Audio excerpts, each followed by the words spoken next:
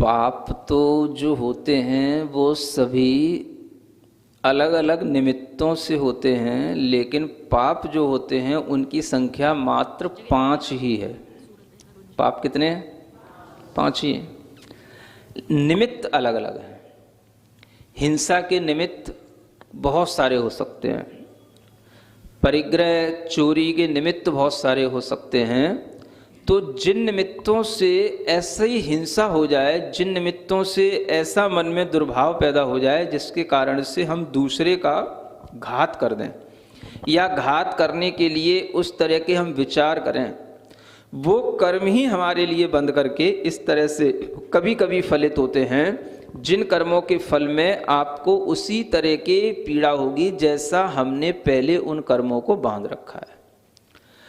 अस्थिर नाम कर्म का उदय अपने आप तब होता है जब उस कर्म के उदय के साथ साथ कोई उसको बाहरी निमित्त भी मिलते हैं, और उन कर्मों के उदय भी तब होते हैं जब उन कर्मों के बंध को हमने पहले कुछ कर रखा होता है। और वो कर्म का बंध किस तरीके से हो जाता है?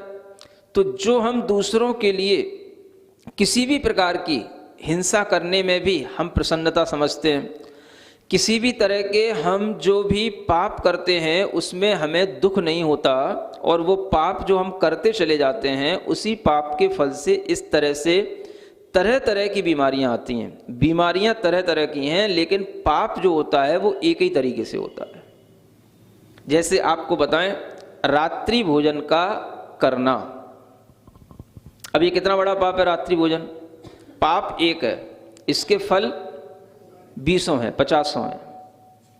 रात्रि भोजन के फल से आप देख लो, शास्त्रों में लिखा है व्यक्ति रोगी होगा, व्यक्ति अपाहिज होगा, व्यक्ति विकलांग होगा, व्यक्ति दरिद्र होगा, पुण्यहीन होगा।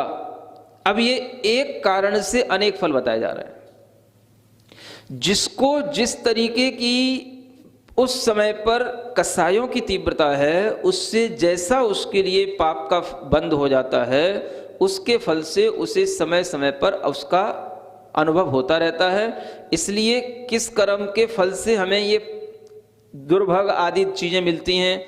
तो सबसे बड़ा कर्म समझो हिंसा। इस हिंसा पाप से ही सब पाप संभव होते हैं, और इसी के माध्यम से सब ये अशुभ फल हमको मिलते हैं।